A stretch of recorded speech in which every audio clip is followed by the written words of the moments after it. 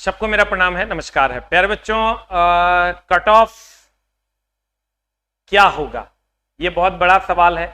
बच्चे बहुत ज्यादा मैसेज कर रहे हैं, बहुत सारे मीडिया वाले भी आते हैं कि सर कट ऑफ पे आप बयान दीजिए वगैरह वगैरह वगैरह।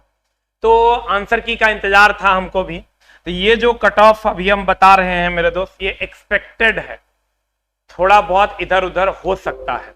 तो आइए हम कट ऑफ 2022 ग्रुप डी का जो है आफ्टर आंसर की बात कर लेते हैं। आफ्टर आंसर की क्या रह सकता है, हम इस पे बात करते हैं। चला कि अब आंसर की आ चुका है, अब ग्रुप डी का कट ऑफ क्या हो सकता है। क्योंकि हमको भी आंसर की का इंतजार था कि जब आंसर की आएगा हम क्वेश्चन को अपनी आंखों से देख लेंगे तभी कट ऑफ बताएंगे। बार बार कट ऑफ बता के बच्चों को परेशान करने का कोई मतलब नहीं है, इसीलिए अभी तक मेरा कट ऑफ पे कोई वीडियो नहीं आया था, ये पहला वीडियो है। क्योंकि जब तक आप क्वेश्चन को रियल रूप में देख नहीं पाते, क्योंकि जब एग्जाम हॉल से बच्चे बाहर आते हैं तो वो क्वेश्चन नहीं बता पाते हैं, तो वो एक्सपेक्टेड क्वेश्चन पे और ज्यादा मामला गड़बड़ हो जाता है।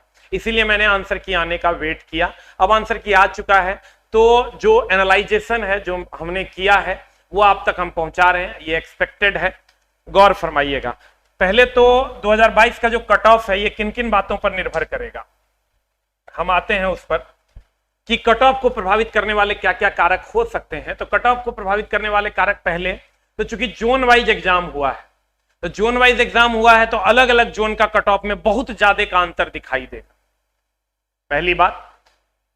दूसरा, साइंस के क्वेश्चन मॉडरेट टू टफ रहे हैं तो ये भी कट ऑफ को बहुत ज्यादा प्रभावित करेगा। उसके बाद कैटेगरी आपका क्या है, क्या आप जनरल से आते हैं, क्या आप ओबीसी हैं, एससी हैं, एसटी हैं, या ईडब्ल्यूएस से आते हैं, या फिजिकली हैंडीकैप्ड हैं, या अप्रेंटिसशिप है, तो ये भी इफेक्ट करेगा। परसेंटाइल भी बहुत ज्यादा इफेक्ट करेगा। अगर आप बहुत ज्यादा सोच के बैठे हुए हैं तो वैसा नहीं होना है, कम जाएगा कट ऑफ। नॉर्मलाइजेशन में एक एक बच्चे का 15-15 नंबर बढ़ जाता था, तो वैसा नहीं होना है। तो परसेंटाइल भी आपके कट ऑफ को बहुत ज्यादा प्रभावित करेगा। मतलब अब परसेंटाइल क्या प्रभावित करेगा, तो परसेंटाइल कट ऑफ को ज्यादा नहीं जाने देगा, उसको कम करेगा। फिर उसके बाद आते हैं हम फर्स्ट और सेकंड फेज का जो कट ऑफ है वो कम रहेगा अन्य फेज की तुलना में। जो पहला 2 फेज था उसका कट ऑफ कम रहेगा अन्य फेजेस की तुलना में। तो हमने कहा चला जी कि जोन वाइज एग्जाम हुआ है तो ये बहुत ज्यादा इफेक्ट करेगा, किसी जोन का कम, किसी जोन का बहुत ज्यादा होगा। साइंस का क्वेश्चन मॉडरेट टू टफ रहा, ये इफेक्ट करेगा। परसेंटाइल ये भी इफेक्ट करेगा। और फर्स्ट एंड सेकंड फेज का जो कट ऑफ है वो कम रहेगा अन्य फेजेस के तुलना में। फिर हम आते हैं चला जी कि 2018 में क्या कट ऑफ था। 2018 में मेरे दोस्त 1.6 करोड़, 2018 में अगर हम बात करें 1.6 करोड़ लोगों ने फॉर्म भरा था और 60,000 वैकेंसियां थी, तब का ये कट ऑफ था। हम 2 बोर्ड का लेते हैं, एक इलाहाबाद का लेते हैं और एक कलकत्ता का लेते हैं, जो हाईएस्ट था। हम हाईएस्ट की बात कर रहे हैं, जो हाईएस्ट की अगर हम बात करें तो इलाहाबाद और कलकत्ता। कलकत्ता सबसे हाईएस्ट रहा था पिछले बार। तो यूआर का देखिए 74.5 था, कब, जब 1.6 करोड़ फॉर्म गिरे थे और 60,000 वैकेंसी था। ओबीसी का 69.7 था, एससी का 62.9 था, एसटी का 50.1 था, अप्रेंटिस यूआर का 41 था। उस टाइम ईडब्ल्यूएस नहीं हुआ करता था। फिर देखिए कोलकाता का मैक्सिमम था 80.5। ये नॉर्मलाइजेशन का था, जब नॉर्मलाइज हुआ था। मतलब नॉर्मलाइज हुआ था मतलब चला जी कि जिसका 60 नंबर था उसका 75 हो गया, जिसका 65 था उसका 70, 72, 75, 77 हो गया था। ये उस टाइम की बात हो रही, ये रॉ मार्क्स नहीं है, ये नॉर्मलाइज स्कोर है। फिजिकल के लिए जो बच्चों को बुलाया गया है, हम उस टाइम की बात कर रहे हैं। अब चला, एक 1.6 करोड़ फॉर्म गिरा था, 60,000 वैकेंसी था। अब क्या हुआ है कि अब 1.15 करोड़ यानी 1 करोड़ 15 लाख फॉर्म गिरा है और वैकेंसी भी लगभग 1 लाख है। देखिए फॉर्म भी 45,000 कम गिरा है, 45 लाख कम गिरा है, और वैकेंसी 40,000 ज्यादा। ध्यान दीजिएगा, इस बार फॉर्म भी 45,000 कम गिरा है और वैकेंसी 40,000 ज्यादा। पहले 60 था, अब 1 लाख।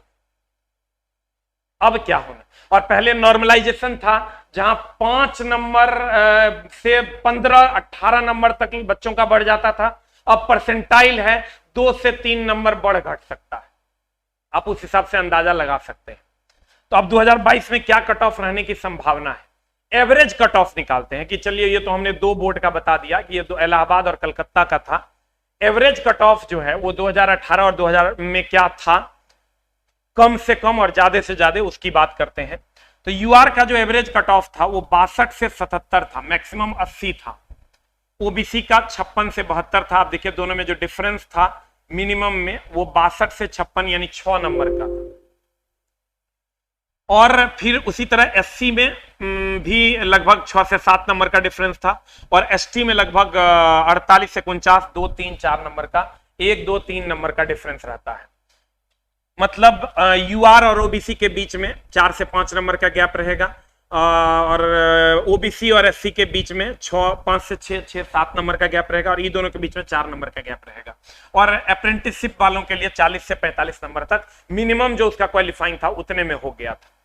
अब आते हैं 2022 में क्या होना है। 2022 में चूंकि यहां चला नॉर्मलाइजेशन था और यहां परसेंटाइल है। परसेंटाइल क्या होता है, नॉर्मलाइजेशन क्या होता है, इस पर भी हम आगे चर्चा करेंगे अगली वीडियो में। अगला वीडियो में उसका भी ला रहे हैं, वो भी फॉर्मूला के साथ। तो नॉर्मलाइजेशन था पहले, तो पहले क्या होता था 5 नंबर से लेकर 18 नंबर तक बच्चों का बढ़ जाता था। अब ऐसा नहीं होगा, अब जो है 2 से लेकर 5 नंबर तक ही बढ़ेगा, जो मिनिमम था उतने तक बढ़ेगा। इसलिए, और चूंकि इस साल हमने कहा कि 2018 में 1.6 यानी 1 करोड़ 60 लाख फॉर्म गिरा था और 60 ही हजार वैकेंसी था। इस बार 1 करोड़ 15 लाख फॉर्म गिरा है और 1 लाख वैकेंसी है। 1 लाख वैकेंसी है, 1 लाख वैकेंसी है। तो परसेंटाइल में 2 से 5 नंबर बढ़ेगा, यहां बढ़ गया था बहुत ज्यादा। अब जो आपका कट ऑफ रहना है वो 60 से 65 नंबर के आसपास यूआर का कट ऑफ रहना चाहिए। किसी किसी बोर्ड का हो सकता है चला 72, 75 चल जाए, किसी किसी बोर्ड का जो ये मिनिमम है वो 55 भी जा सकता है। हम भगवान तो नहीं है, जो एनालाइजेशन हमको दिख रहा है हम उस पर बात कर रहे हैं। अब पता चला कट ऑफ हम बता दिए, थोड़ा बहुत इधर उधर इसके जाइए इसके जाओ, मेरे दोस्त ये एक्सपेक्टेड है। भगवान, I am not the God. हमारा जो एनालाइजेशन है, जो 10 वर्षों का अनुभव है, उसके आधार पे हम आपको बताते हैं।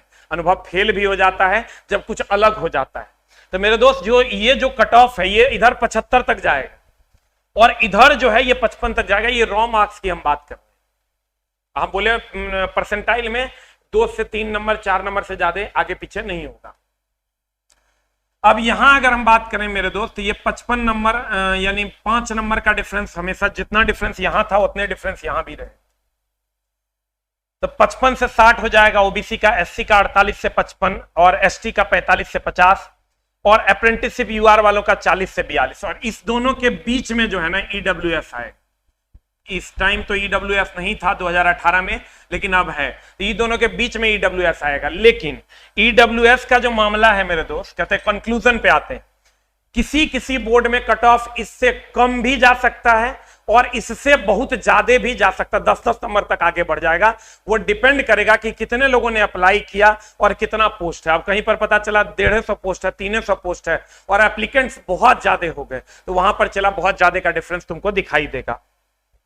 और दूसरा कैटेगरी क्या है ये उस पर भी डिपेंड करेगा। अगर हम ईडब्ल्यूएस के कट ऑफ की बात करें तो बहुत ज्यादा उतार चढ़ाव देखने को मिलेगा, 10-10 नंबर तक उतार चढ़ाव आपको देखने को मिलेगा। जनरल से ईडब्ल्यूएस का जो कट ऑफ है जनरल से, वो 10 नंबर 12 नंबर तक आपको उतार चढ़ाव इसका दिखेगा। हमने फिर से मैं क्लियर कर देता हूं मेरे दोस्त कि ये कट ऑफ यूआर का जो 60 से 65 है, इसी हिसाब से 5 नंबर इसका कम, 4 नंबर इसका कम, 3 नंबर इसका कम, इसी तरीके से ये जाएगा।